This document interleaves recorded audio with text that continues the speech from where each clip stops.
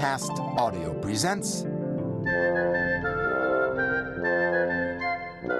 Moongobble and Me, The Mischief Monster by Bruce Coville.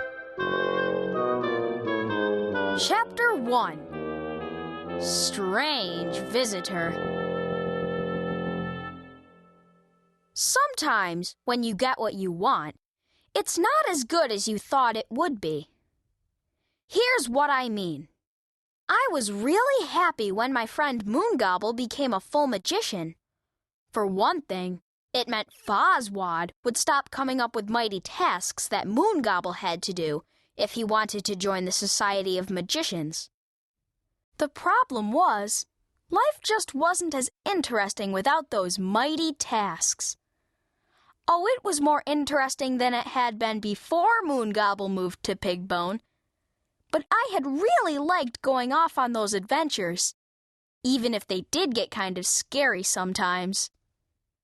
So I was feeling a little bored the morning Snelly came bursting into our lives. I was staying with Moongobble for a few days, while Mother and Father went to Flitwick City to sell some of Father's carvings.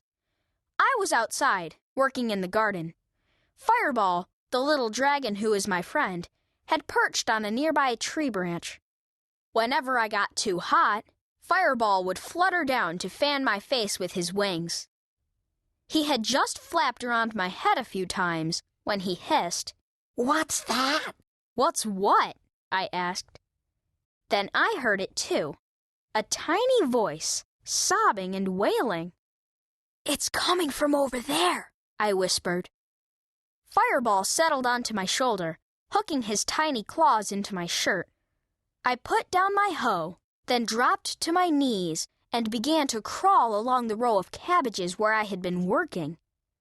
The crying got louder. I am so miserable! I pointed to a cabbage. Fireball nodded. Moving as silently as possible, I lifted one of the big leaves. Beneath it sat a little person. She had her face buried in her hands, and she was weeping as if her heart was broken. My own heart almost broke just listening to her. "What's the matter? Why are you so unhappy?" "Fooled ya!" cried the little creature. Then she jumped onto my head, mussed up my hair, scampered over my shoulders, and vanished among the cabbages. I scrambled to my feet. She was nowhere in sight. Then I heard her laugh. It sounded like she was behind a tree. When I went to look, it turned out she had climbed the tree, which put her in a perfect position to pounce onto my shoulder. "Got ya! Now you have to take me to see Moongobble." "I would have taken you to him anyway, if you had just asked," I said, trying to pull her loose. This was true. It wasn't as if Moongobble had a lot of customers. And now that he was a full magician, he needed to find some. Otherwise, he might have to go back to being a shoemaker. When I finally managed to pry the creature off my shoulder, I held her in front of me. She was about a foot high.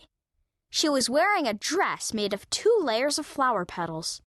The outer layer was bright red, the inner layer soft pink.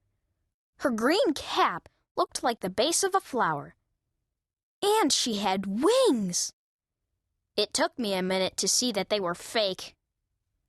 Even though she was dressed like a fairy, she had the ugliest little face I had ever seen. Her nose was about 2 sizes too big for her head. So were her pointy ears. And she had a pair of fangs that made me nervous. "Put me down, you big doot!" she said, squirming wildly.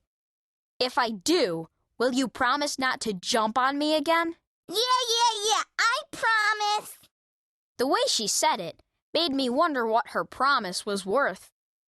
But I put her down anyway, mostly because she was squirming so hard, I didn't think I could hold her much longer even if I wanted to.